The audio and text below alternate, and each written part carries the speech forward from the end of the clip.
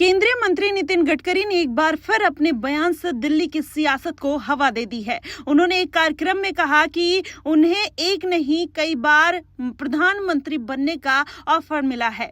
हालांकि गडकरी ने ये नहीं बताया कि उन्हें विपक्ष के किस नेता की तरफ से ऑफर दिया गया था। बता दें, कुछ दिन पहले भी गडकरी ने एक कार्यक्रम के दौरान कहा था कि लोकसभा चुनाव के बाद उन्हें विपक्ष की तरफ से प्रधानमंत्री पद का ऑफर मिला था। अब गडकरी ने कहा कि लोकसभा चुनाव से पहले और बाद में भी कई बार उन्हें प्रधानमंत्री पद का ऑफर दिया गया। जब गडकरी से पूछा गया कि क्या सोनिया गांधी या शरद पवार की तरफ से उन्हें यह ऑफर मिला था, तो उन्होंने इस सवाल को टालते हुए कहा कि वह मीडिया कर्मियों पर छोड़ रहे हैं कि इसका क्या मतलब निकाल रहे हैं। वो आपको बता दें, नितिन गडकरी ने कहा कि मैं अपनी विचारधारा से समझौता नहीं करूंगा। विपक्ष ने प्रधानमंत्री के लिए मुझे समर्थन देने की बात कही थी, लेकिन इस प्रस्ताव को स्वीकार करने का सवाल ही नहीं था, क्योंकि प्रधानमंत्री बनना मेरा लक्ष्य नहीं है। मैं अपनी विचारधारा के साथ अपने भरोसे के अनुसार ही जी रहा हूं।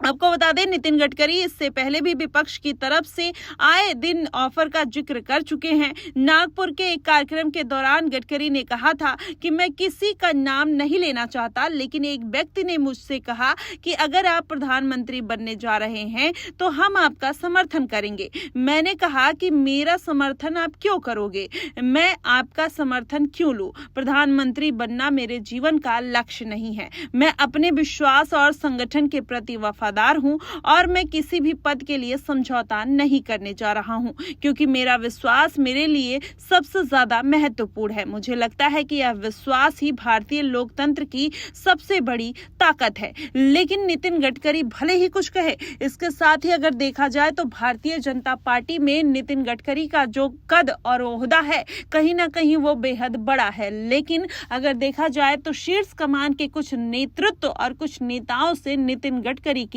एक नहीं बनती है। वहीं अगर देखा जाए तो खबरें ये भी निकल कर आती हैं कि नितिन गडकरी और पीएम मोदी और अमित शाह के बीच उतने अच्छे रिश्ते नहीं हैं। वहीं स्वामी सुब्रमण्यम जिस तरीके से भारतीय जनता पार्टी के खिलाफ जाते हुए नजर आते हैं और नितिन गडकरी भी तमाम ऐसे बयान दे देते हैं जिसको लेकर भारतीय जनता पार्टी हमेशा नाराज ही रहती है। और सुब्रमण्यम स्वामी जिस तरीके से खुलकर ये बात बोलते हैं कि वो पीएम मोदी को बिल्कुल पसंद नहीं करते हैं, उससे ये साबित होता है कि बीजेपी के अंदर खाने में कई ऐसे नेता हैं जो पीएम मोदी और अमित शाह से खुश नहीं हैं। ऐसे में ये सियासत कहीं ना कहीं उत्तर प्रदेश तक भी आती हुई नजर आई। योगी आदित्यनाथ के लिए भी यही कहा जाता रहा है। जब केशव प्रसाद मौर्य ने उनके लिए इस तरीके के बयान दिए थे, उसके बाद कहा जाने लगा कि केशव प्रसाद मौर्य को राजनीति में लाने वाले अमित शाह हैं। वहीं योगी आदित्यनाथ की बात करें तो वो एक मठ के व्यक्ति हैं और उनके पीछे आरएसएस का भी कोई हाथ नहीं है।